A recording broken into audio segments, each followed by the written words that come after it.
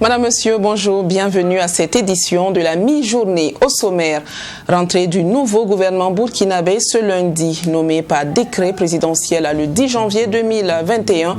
Les 33 ministres se sont retrouvés hier pour une prise de contact. Crash aérien en Indonésie, les boîtes noires désormais localisées. Par ailleurs, des morceaux de corps et de débris ont été retrouvés dimanche au large de la capitale Jakarta. Tous les détails dans un instant. Mais avant de développer cette information, restons au Burkina pour parler de cette actualité toujours brûlante. Le gouvernement d'Abiré II, connu depuis 48 heures, il est composé de 33 ministres. Ça, vous le savez, ces derniers se sont retrouvés hier en présence du président du Faso pour un premier contact. Serge Bado vous donne la substance de cette rencontre. Plusieurs axes ont prévalu à la composition de ce nouveau gouvernement selon Christophe-Joseph Marie Dabiri, Premier ministre. Parmi ces axes, on peut retenir... La première indication, c'est d'inscrire la composition du gouvernement dans la dynamique de la continuité qui a été celle qui a prévalu à son élection le 22 novembre dernier. Et cette continuité doit être bâtie sur la stabilité. C'est pourquoi vous avez pu constater que le gouvernement est constitué de 25 membres, 25 départements ministériels conduits par 25 ministres, 7 ministres délégués, 3 ministres d'État et constitué également par une institution de mission placée auprès du président du Faso, à savoir le ministre d'État, ministre auprès du président du Faso chargé de la réconciliation nationale. Chef de file de l'opposition politique pendant plusieurs années, Zéphirin Diabré a été appelé dans le gouvernement pour accélérer le processus de réconciliation prévu dans les 10 axes de chantier du président du Faso, selon Christophe-Joseph Marie Dabiri. Nous avons fait une ouverture politique de manière à pouvoir assurer le renforcement de ce qu'il a appelé le dialogue politique, que ce dialogue politique ne soit pas en dehors du gouvernement, qu'il puisse commencer à l'intérieur du gouvernement et se poursuivre avec les autres forces politiques qui ne sont pas associées au gouvernement. Et c'est ainsi que le ministre d'État, auprès du président du Faso, chargé de la réconciliation nationale, a été appelé et est celui qui a assuré pendant un long temps la présidence de l'opposition politique de notre pays, à savoir le président Diabré, qui est avec nous et qui a accepté de s'associer aux actions du gouvernement pour accélérer le processus de réconciliation nationale et de la cohésion sociale que nous avons préconisé, que le président du Faso a annoncé au cours de la campagne qui a conduit à son élection. Notons que dans ce gouvernement, plusieurs ministères ont été fusionnés afin d'être plus efficaces sur le terrain selon le chef de l'exécutif. Après cette rentrée, tous les ministres sont attendus sur les différents chantiers de développement afin de mettre en œuvre la feuille de route qui leur a été confiée. C'est donc bel et bien parti pour le nouveau gouvernement. À l'issue de cette prise de contact, quelques ministres reconduits comme entrants se sont exprimés à l'exception du ministre d'État auprès de la présidence du Faso chargé de la réconciliation nationale, Zéphirin Diabré, qui lui n'a pas voulu se prêter aux questions des journalistes. Yacinthe Sawadogo. Composé de 33 membres, le gouvernement d'Abiré II connaît la présence de 19 anciens ministres. Pour cette prise de contact, ces derniers entendent s'inscrire dans les actions du gouvernement Roch-Marc Christian Kabouri. Je voudrais en tout cas remercier donc, le président du Faso et le Premier ministre pour cette tâche qu'ils sont en train donc, de m'accorder. Mais je voudrais dire que la même abnégation à la tâche que j'ai eue en conduisant donc, le ministère de l'Énergie, ça va être la même abnégation à la tâche donc, que nous allons mettre pour les deux ministères. Je suis conscient que la tâche est très difficile et qu'il y a beaucoup donc, de défis à relever. Mais je pense que les succès que nous avons engrangés au niveau de l'énergie, je les j'ai pu travailler avec une équipe. C'est en collégialité que nous avons pu atteindre ces résultats-là. Et je pense que c'est encore avec une équipe que nous allons faire le travail au niveau du ministère de l'Énergie et des Mines. Je puis vous rassurer que nous allons prendre en tout cas à bras le corps toutes les difficultés et humblement nous allons en tout cas nous mettre à la tâche pour faire de telle sorte que les aspirations profondes de nos populations puissent en tout cas avoir résolution.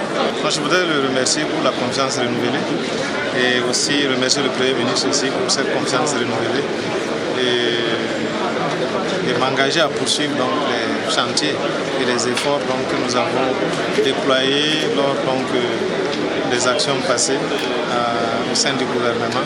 Il s'agira donc pour nous de consolider les acquis et d'avancer. Avancer pour nous, c'est quoi? Avancer sur les nouveaux chantiers, parmi lesquels il y a celui donc, que le président du FASO, donc, sur lequel le président du FASO s'est engagé. Donc c'est bâtir une économie du savoir et construire l'école de demain. Donc c'est à l'intérieur de cela que notre action va s'inscrire. Si ces anciens partenaires de Roch-Marc Christian Kabori veulent continuer les actions déjà en cours, les 14 nouveaux ministres disent attendre la feuille de route. Mon sentiment est celui-là à qui on a confié une mission, à qui on attend des résultats, c'est-à-dire des défis que nous devions relever dans la collégialité de la liberté. Donc, vous comprenez que c'est une lourde responsabilité s'agissant donc des questions foncières, des questions de l'urbanisme, des questions de l'habitat. C'est une très lourde responsabilité. Et je mesure donc l'ampleur de la tâche, mais je crois qu'à cœur vaillant, bien des soucis, et je voudrais simplement dire merci à son Excellence, Monsieur le Président du FASO, à son Excellence, Monsieur le Premier ministre. Bien, mais je n'ai même pas encore pris le dossier en charge que vous évoquez les sujets. Je n'ai pas assez d'éléments pour parler. Il faut attendre déjà la passation des services. Dans l'ensemble, il s'agit de nous mettre en situation d'information pour assumer au mieux nos missions. Et je pense que dans les semaines à venir, certainement que tous les membres du gouvernement se mettront au travail. Et en ce qui me concerne particulièrement, je pense que je serai votre interface. C'est donc l'occasion certainement de m'assurer et de solliciter aussi que nous soyons vraiment en partenariat, que médias publics comme médias privés puissent véritablement être au service de notre pays et au service de la population. Quant à l'ancien chef de file de l'opposition Zéphirin Diabré, nommé ministre d'État auprès de la présidence chargé de la réconciliation nationale, lui n'a pas voulu se prêter aux questions des journalistes. Toujours en rapport avec cette actualité, la configuration du gouvernement d'Abiré II ne fait pas l'unanimité. Des organisations de défense des droits des jeunes déplorent l'absence de plus de 100 jeunes dans cette composition. À l'inverse, les associations œuvrant pour la participation citoyenne des femmes se réjouissent de la présence d'un nombre un peu plus important de l'autre moitié du ciel dans ce gouvernement. Abdoulrahim Magnéni. La configuration du gouvernement met en marge la jeunesse qui représente pourtant une grande partie de la population burkinabé. C'est le regard de l'Association des jeunes pour le développement durable au Burkina Faso qui déplore le manque de jeunes dans le gouvernement. Les 15-35 ans sont encore absents. Donc, au premier mandat, ils étaient absents. Au second mandat, ils le sont encore. C'est le constat que nous faisons en tout cas à l'entame de ce deuxième mandat du chef de l'État. Je pense qu'aujourd'hui, lorsqu'on fait l'analyse de la situation de notre pays, ce ne sont pas les jeunes compétents qui manquent, ce ne sont pas les jeunes compétents engagés qui manquent. Par contre, je crois que les acteurs politiques n'ont pas suffisamment pris la mesure de l'importance, de l'intérêt de faire participer les jeunes à l'action de gouvernance. Au regard donc de cette compétence des jeunes, Faisal Traoré plaide afin que ceux-ci soient privilégiés à d'autres postes nominatifs.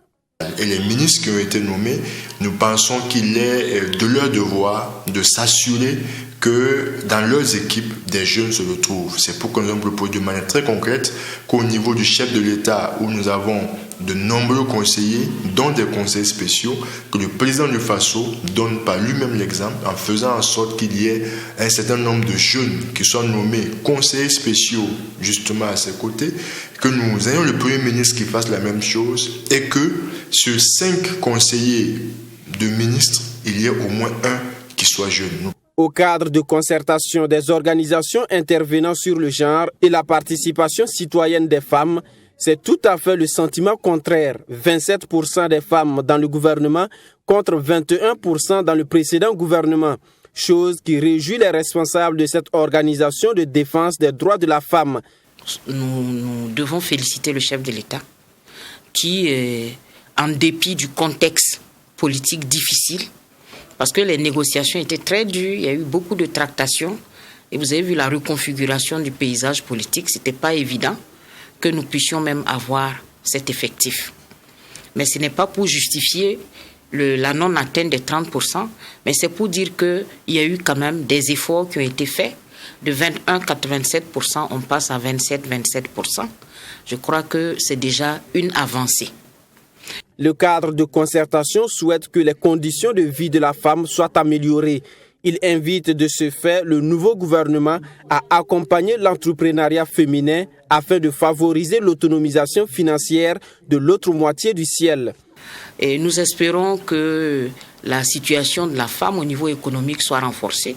Cela suppose qu'il faut revoir un peu les stratégies d'accompagnement pour l'entrepreneuriat féminin, essayer de renforcer les différents fonds qui existent afin de permettre que ces acteurs-là qui gèrent ces fonds puissent mieux servir et satisfaire les besoins exprimés par les différentes les femmes et les autres composantes de la société. Et également le volet social également, que nous ne perdons pas de vue. Voilà. Donc voici un peu les fortes attentes, c'est surtout renforcer les capacités économiques des femmes. Sur la nomination de Zéphirine Diabré, Martine Yabré estime que cet acte est la preuve que la politique ne doit pas être une source de division. C'est aussi, selon elle, un exemple et un symbole de la réconciliation nationale. Les avis restent également divergents auprès des citoyens burkinabés. Que pensent-ils de leur nouveau gouvernant? Qu'attendent-ils de cette équipe? Vous verrez dans le reportage qui va suivre que l'heure est plutôt donc à l'observation. Néanmoins, beaucoup encouragent le président du Faso et tout le gouvernement à se mettre très rapidement au travail pour le développement de la nation. Yolanda Ilboudo, Tigawende, Denise Azida avec la voix de Samiratou Ouedraogo. Pour la grande majorité des citoyens burkinabés, les attentes sont nombreuses vis-à-vis du nouveau gouvernement. Pour eux, il faut donner du temps à chaque ministre de faire ses preuves avant de pouvoir juger. Surtout pour ceux qui viennent de faire leur entrée dans l'équipe gouvernementale. Félicitations au président Roch-Marc Christian Kaboré, et que le gouvernement se mette rapidement au travail pour le bien-être des citoyens que nous sommes, pour le bien-être des Burkinabés. Pour le nouveau gouvernement, bon, je ne les connais pas totalement tous, mais tout ce qu'on demande pour eux, c'est pour qu'ils mettent main à main pour travailler pour que le pays avance. C'est tout ce qu'on les demande. Tu viens, tu fais ton temps et puis voilà, tu gagnes temps.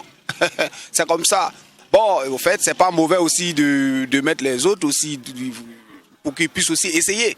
Voilà, bon, en tout cas, on ne vient pas pour essayer, mais je pense qu'avant de nominer aussi, ils ont passé quand même une petite enquête pour savoir s'ils maîtrisent la chose. C'est ça aussi l'importance aussi de la nomination. Donc moi, je pense qu'en réalité des choses, c'est bon. Ceux qui sont partis aussi doivent être fiers. Nous, on est fiers d'eux parce qu'ils ont bossé.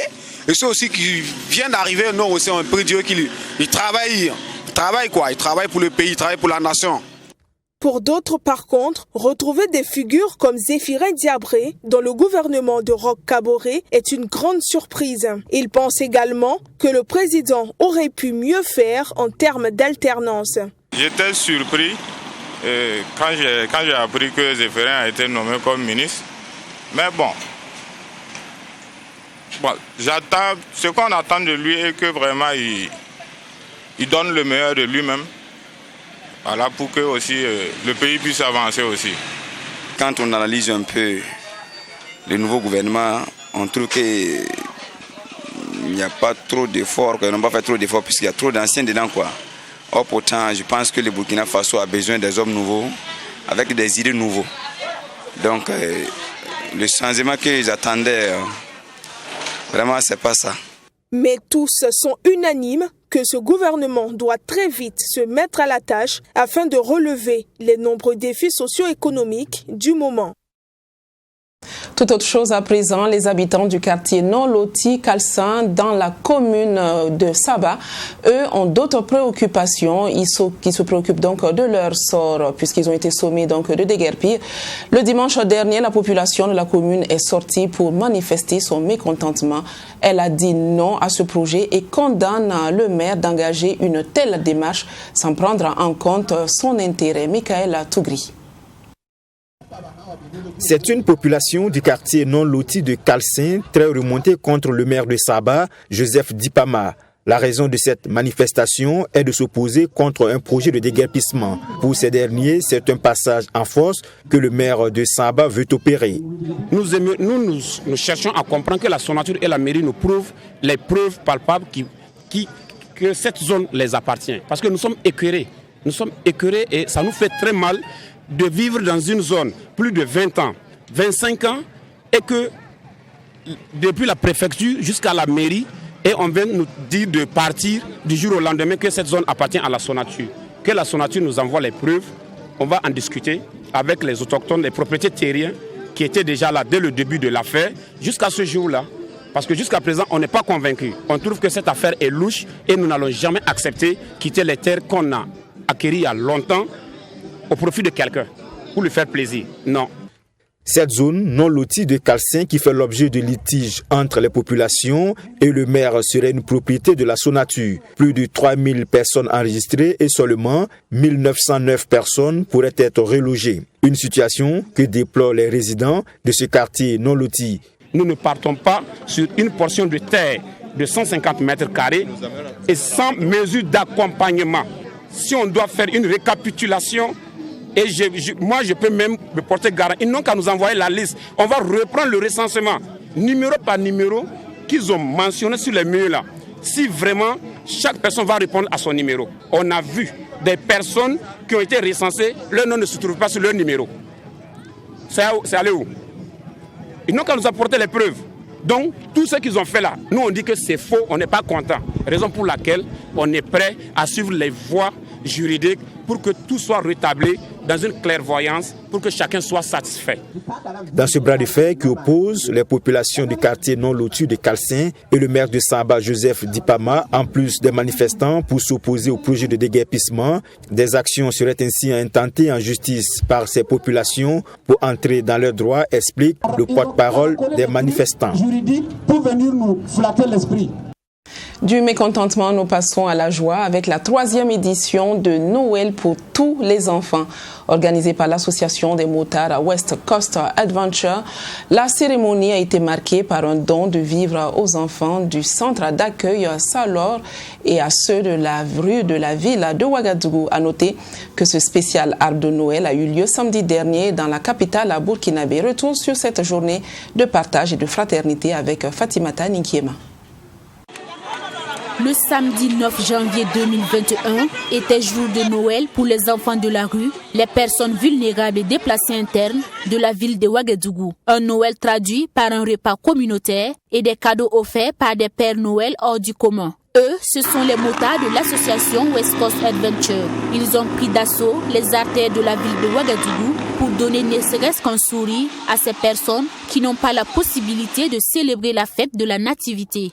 Nous avons partagé des kits repas, de la boisson, des vêtements, des jouets et principalement au niveau du centre, nous avons offert en fait avec bien sûr le soutien de nos différents partenaires, voilà, des jouets également, du savon, des kits repas et en fait bien d'autres articles. Je pense que l'essentiel pour tout un chacun, c'est de permettre de faire vivre à ces enfants de la rue là le Noël que nous avons la possibilité de vivre en famille, que eux ils n'ont pas.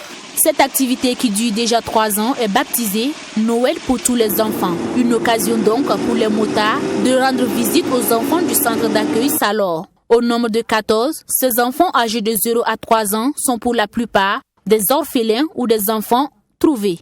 C'est vraiment un sentiment de reconnaissance, de voir des gens que nous ne connaissions pas, des gens qui nous ont contactés et sans que nous ne sachions même comment ils ont eu le contact, et de venir nous rendre visite et rendre visite aux enfants et faire un cadeau qui va vraiment être très utile pour les enfants que nous avons dans notre centre. Le premier responsable du centre Salos s'est dit satisfait de recevoir des donateurs nationaux. Selon lui, il y a 3 ans de cela, seuls les expatriés faisaient des dons au centre. Les donateurs du jour, eux, lancent un appel à toutes les bonnes volontés à suivre leur pas.